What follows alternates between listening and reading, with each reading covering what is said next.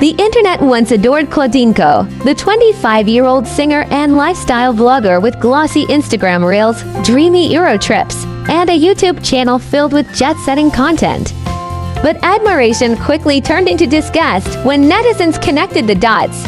Claudine is the daughter of contractor Christopher Co. and niece of Congressman businessman Rizaldy Co., both linked to DPWH's controversial flood control projects worth billions.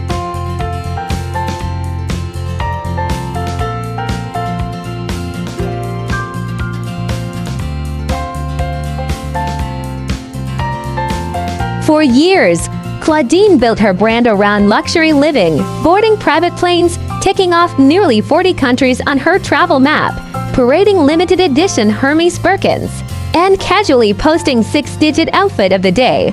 But in a country drowning in floods, literally, it didn't take long for netizens to ask, where does that wealth come from?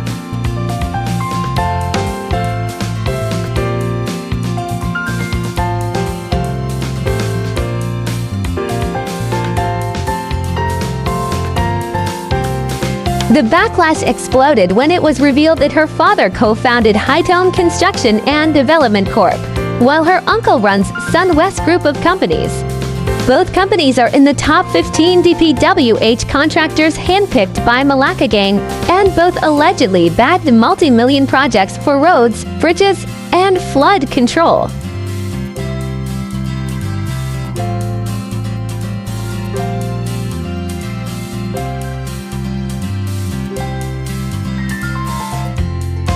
Claudine's once vibrant social media pages are now dark. After the uproar, she deactivated or made private her accounts, sparking even more curiosity. "If it's clear, why are you hiding?" became the rallying cry of furious netizens.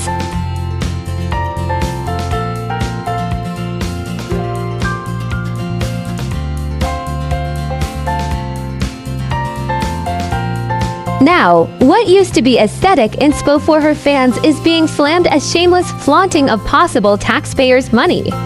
Some fans who once idolized her during the lockdown era admitted they felt betrayed. What they thought was just hard-earned family wealth now reeks of government kickbacks.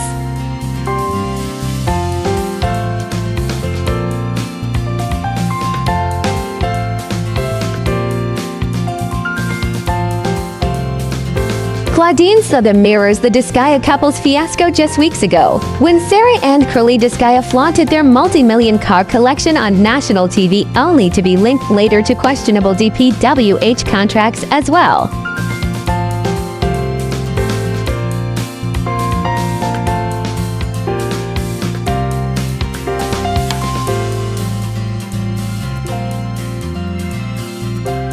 Both cases expose what many Filipinos have long suspected but rarely see this clearly. The next generation anak NG contractors and political clans living like Kardashians, while ordinary families can't even afford to send kids to school without debt.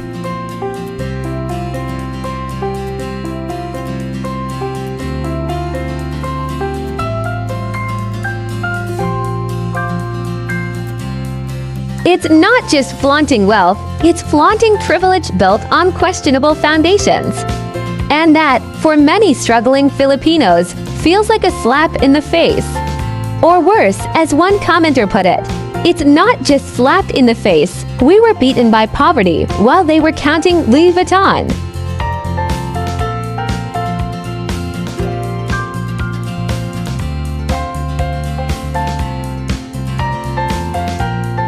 Claudine May insists she's just a singer and vlogger who happens to be born rich. But in the court of public opinion, the lavish lifestyle of contractor kids isn't just personal business, it's political. Every Birkin, every private jet post, every overseas shopping spree now comes with one haunting question: is this luxury bought with our taxes?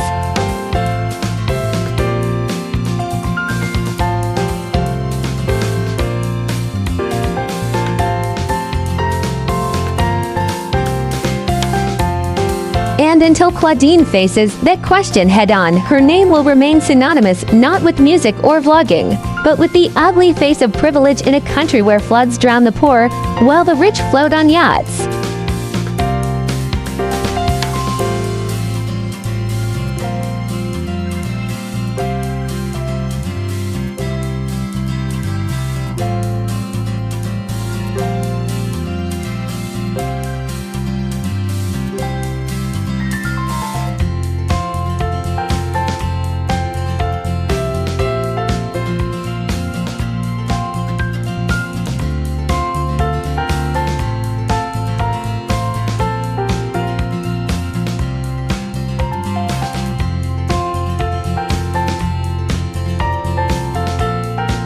Welcome to the exciting world of 1000 vlogs.